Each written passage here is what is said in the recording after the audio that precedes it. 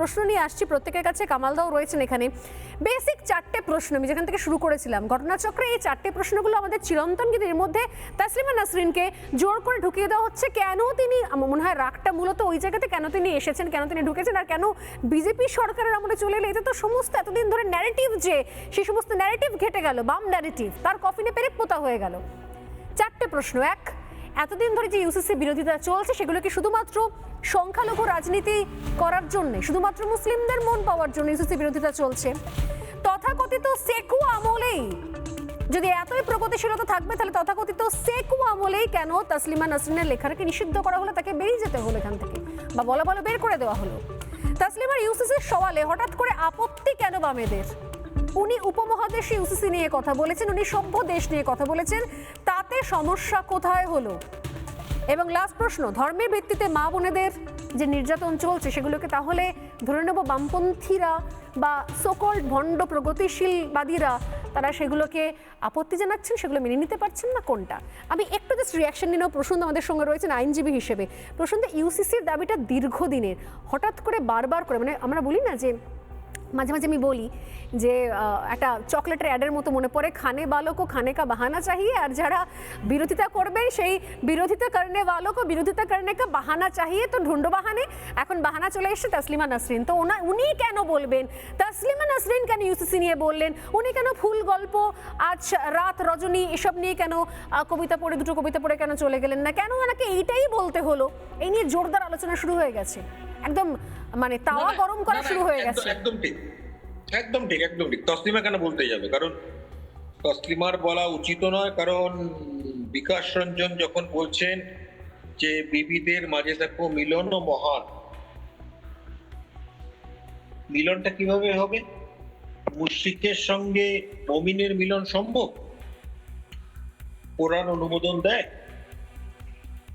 তাহলে সেক্ষেত্রে আমাদের বুঝতে হবে যে বিকাশ রঞ্জন আমাদের যেটা বুঝাচ্ছে সেটা কতখানি ঠিক। এবার প্রশ্ন আসছে তসলিমা কেন সেটা বলতে গেলেন। তসলিমা এই কারণেই এটা বলতে গেলেন যে তিনি দেখেছেন বামপন্থীদের হিপোক্রেসি, যে বামপন্থীরা সফদার হাসমির জন্য চোখের জল ফেলে, যে বামপন্থীরা গৌরী লঙ্কেশের জন্য চোখের জল ফেলে, যে বামপন্থীরা পৃথিবীর সকল স্বাধীনতাকামী স্বাধীনজীবী ব্যক্তি নিরপেক্ষতার জন্য চোখের জল ফেলে, তারা নিজেদের রাজ্য থেকে তসলিমা নাসরিনকে বিতরণ করেছিল খালি জনকয়েক মুসলিমকে সামলাতে পারেনি বলে। এটা ফ্যাক্ট। যখন ইদ্রিস আলীর নেতৃত্বে খিদিরপুরে মিছিল বেরিয়েছিল তখন বুদ্ধদেবকে ফোর্ট উইলিয়াম থেকে সেনা কল করতে হয়েছিল, এটা ফ্যাক্ট।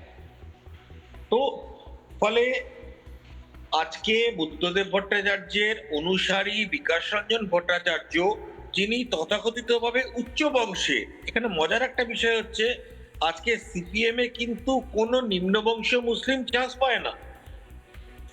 আপনি যদি সম্পাদক মন্ডলী বা পলিট ব্যুরো দেখেন, কোনো আজলাভ সেখানে নেই, সবাই উচ্চবংশীয় মুসলিম বা উচ্চবংশীয় হিন্দু, বামুন কায় তেরাই রয়েছে। দু একটা খুঁজে পেতে ডোমকে পাবেন আপনি সেখানে। তো এই যে হিপোক্রেসি, এটাকেই এক্সপোজ করেছে তাসলিমা নাসরিন, এবং সেই জন্য এতে গায়ে জ্বালা ধরছে যে কেঁচো খুঁড়তে কেউটে না বেরিয়ে পড়ে। এবং কিন্তু আবার প্রশ্নটা অন্য জায়গায়, কেউটেরা এই কারণেই বেরোতে পারে যে বামপন্থীরা আজকে যেভাবে লাফিয়ে পড়েছে ইউসিসির বিরুদ্ধে, মানে ইউনিফর্ম সিভিল কোডের বিরুদ্ধে, এটার কারণটা কি? আজকে রাশিয়াতে কি ইউসিসি নেই? চেকোস্লোভাকিয়াতে ছিল না? চীনে আছে, হাঙ্গেরিতে ছিল না?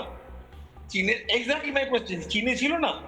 তাহলে আজকে লাফিয়ে পড়ছে কেন? লাফিয়ে পড়ার সেখানেও একই এক দেশ এক আইন করা আছে, সেখানে লাফিয়ে পড়ার একমাত্র কারণ হচ্ছে তারা ভাবছে যদি আমরা লাফিয়ে পড়ি তাহলে হয়তো ছুটকো ছাটকা ওই খাগড়াগড়ে কিছু বিবিরা আমাদের ভোট দেবে। কারণ বিবি ছাড়া তো আজকে সিপিএম এর ভোট দেওয়ার খুব বেশি লোক নেই। বিকাশ বাবু ব্যক্তিগতভাবে অনেকের দায়িত্ব নিয়েছেন, কিন্তু তা সত্ত্বেও বিবি ছাড়া ভোট দেওয়ার খুব বেশি লোক আজকে সিপিএম এর নেই। তাই সর্বসাকুল্যে একটা মাত্র এমএলএ 294 এর মধ্যে। এই ব্যথা কি সহ্য হয়? সেলিম বাবু এত তেল মারলেন, এত নাটক করলেন, এত লুঙ্গি নিয়ে দৌড়াদৌড়ি করলেন, তারপরেও তার পরিণতি যদি একটা এমএলএ হয়, এটা কি সেলিম বাবু বা বিকাশ বাবুর জন্য খুব একটা কাম্য পরিস্থিতি? তাও এমএলএ এবং তাই লাফালাফি করতেই হবে যাতে সংখ্যাটা বেশ। বাড়ে। কিন্তু মূল প্রশ্ন হচ্ছে ইউসিসিটাও মেন জায়গা নয়, কারণ আমিও মনে করি যে ভারতবর্ষের মতো একটা বৈচিত্র্যমূলক দেশে ইউনিফর্ম কিছু করাটা একটা ছাঁচে ফেলে দেওয়া। তো আমাদের মেন টার্গেট হচ্ছে পার্সোনাল লকে বন্ধ করা। একদম, অনেক ধন্যবাদ। পার্সোনাল লর মাধ্যমে যারা সুযোগ পাচ্ছে তাদেরকে বন্ধ করতে হবে। নানা ধরনের কন্টেন্ট দেখার জন্য লাইক করুন, শেয়ার করুন আমাদের ফেসবুক পেজ, সাবস্ক্রাইব করুন আমাদের ইউটিউব চ্যানেল। পাশাপাশি অন্যান্য ব্রেকিং নিউজের জন্য অবশ্যই চোখ রাখুন রিপাবলিক বাংলায়।